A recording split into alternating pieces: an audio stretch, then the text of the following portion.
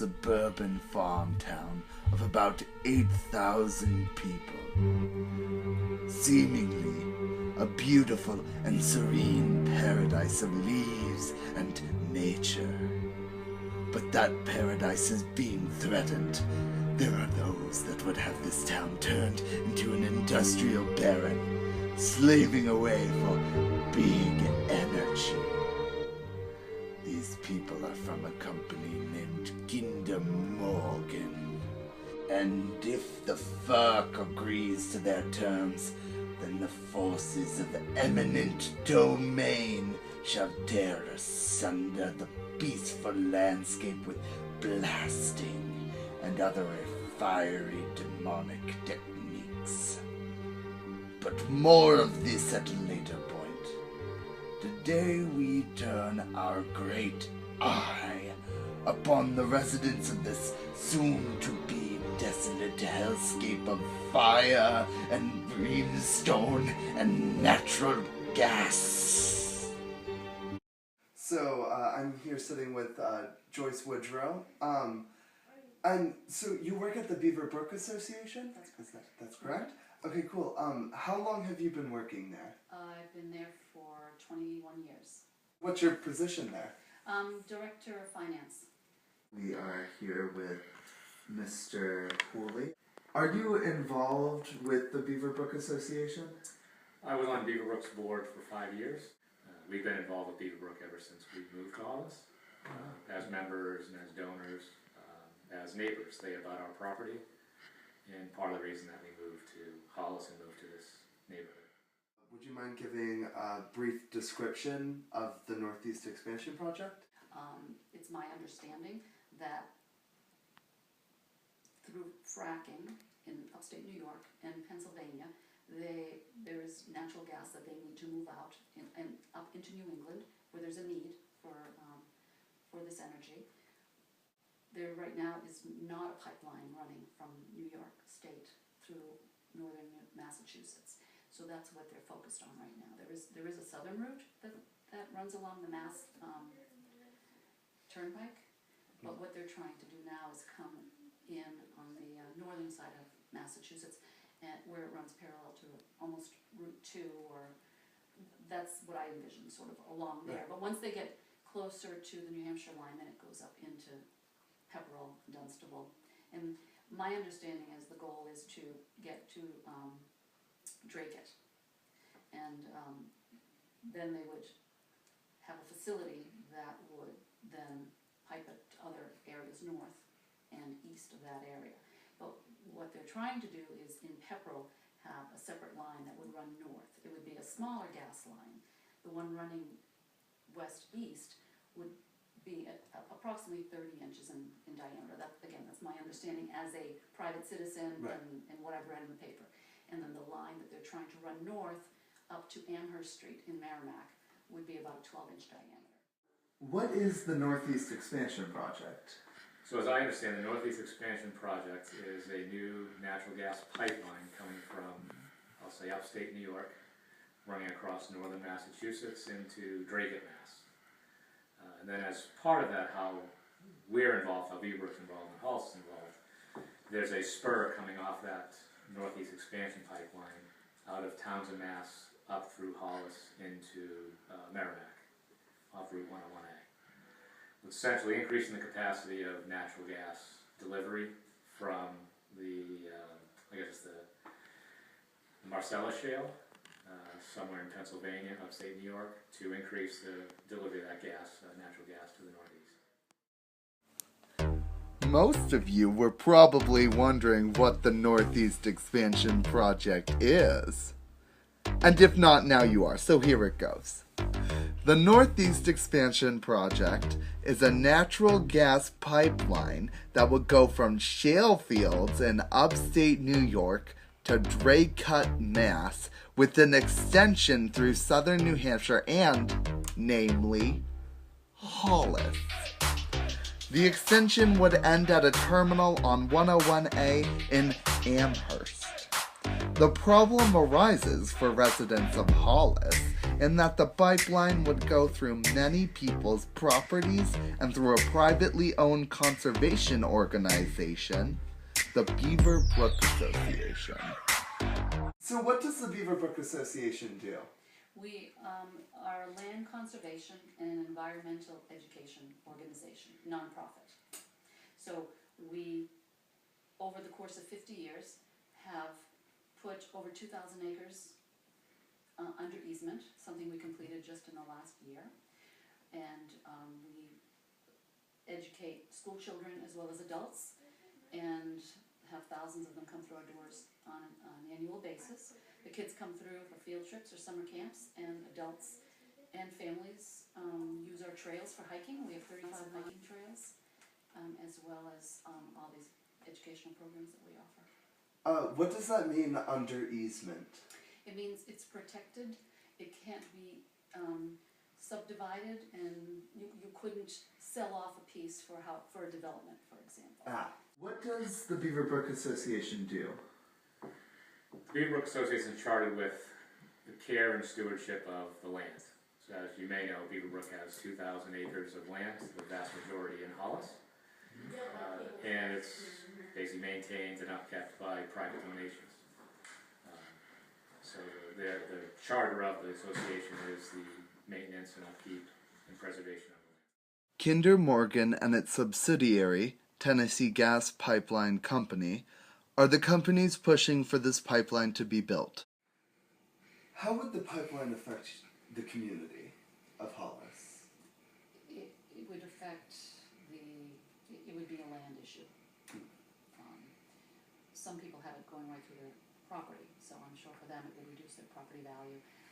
I feel that it potentially could affect all of our property values. How will the Northeast Expansion Project affect you personally? Sure.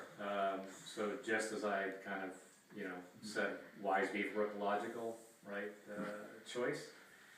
We're I guess, a casualty of location. Because we abut Beaver Brook, right? We're neighbors to Beaver Brook, and if you look at the line they're drawing, our house just happens to be, our property happens to be in that path. Right. So our direct impact is they'd like to put a 50-foot swath, for lack of a better term, through our land, so they can drop a pipeline in. Right. We would receive no benefit of the gas. We do not use natural gas. They have no plans of delivering natural gas. So it's purely to get the gas from point A to point B through Hollis. My personal view is coming back to this house, 10 years from now, 5 years, if there's a gas line, I wouldn't buy it. But Wouldn't even look at it. There's no price could be low enough for me to move into this house with little children with a gas pipeline 35 feet away, 40 feet away, 50 feet away. My view is my property is now worthless because I wouldn't buy it. But the gas line itself would come right across the drive at this angle.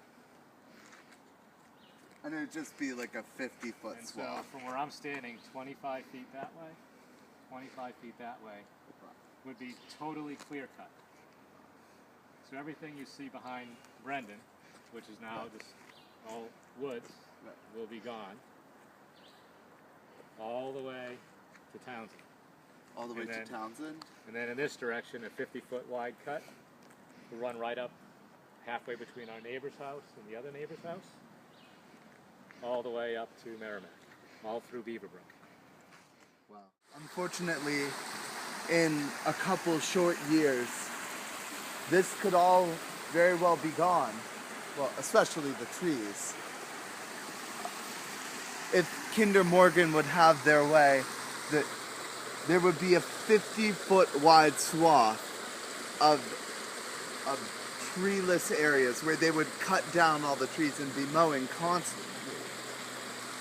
Something like this that we have here where you can see there's like a ledge basically. It's a short ledge, but a ledge nonetheless. It would probably have to be blasted through for the sake of this pipeline. Eminent domain was first established during the late 19th century for the sake of building railroads. For railroads cannot travel over steep hills, and it can be devastatingly expensive to make a turn along a railroad. To combat these two difficulties in building railroads, the government invented eminent domain. Eminent domain is used by the government to bring specific citizens' properties under easement. The judiciary involved itself recently in this matter by agreeing via writ of certiorari to decide on Kilo v. City of New London. In this court case, the Supreme Court ruled that economic growth of the general public is an acceptable justification for the use of eminent domain to enforce private redevelopment plans. Kinder Morgan intends to use eminent domain to seize the properties of these benevolent, God-fearing town people in their pursuit of money. Typical greedy upper class. What are Hollis residents trying to do to stop Kinder Morgan building this pipeline? Well, I know the selectmen are working with an attorney right now and looking at what they can do what we can do as a town. Beaverbrook is also, we've set up a property defense fund and we've been accepting donations and the money will be used to help fight this pipeline coming through Beaverbrook. How would that money be used? To hire an attorney, primarily right now. I mean, I don't know what other expenses they might be looking at down the road, but initially it's to bring in legal expertise. Yeah. What are Hollis residents trying to do to stop Kinder Morgan? But one of the main things that we've been doing is contacting all of our representatives, letting the town, letting the city, county, state representatives know that we in no way, shape, or form are interested in a pipeline coming through Hollis. That's right, folks. Your primary defense are your legislators. Good luck with that one. Unfortunately, that's about the primary, right? The primary defense that we have is, to make it known we're not interested. Unfortunately, when you get to the FERC level, if FERC grants them eminent domain, we have little ground to stand on. To the best of your knowledge, what is FERC and how are they involved in all of this? So FERC is the Federal Energy Regulatory Commission, but maybe the best way I might explain it is that's the government agency that has to get involved, right? When these companies, utilities, need to take action with homeowners. So getting back to the comments, nobody in Hollis has said, yes, we'd like a pipeline to come through our property. So Kinder Morgan now has to find a way to build this proposed pipeline. The executive branch is involved in this pipeline solely through FERC, and even then just barely. The bureaucracy is technically under the control of the executive branch and the office of the president. However, the bureaucracy often functions as a completely separate entity.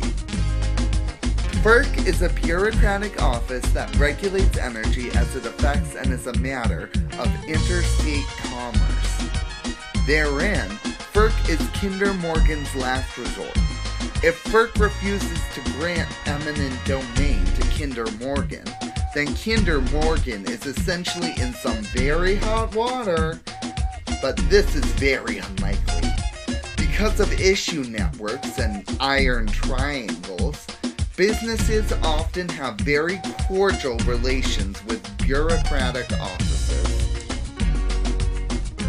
Well, I hope you've learned a lot today from this film. The devil is within private businesses. Well, I really do hope that this driveway doesn't explode in a fiery bomb caused by a natural gas leak. Don't trust the bureaucracy. Oh, you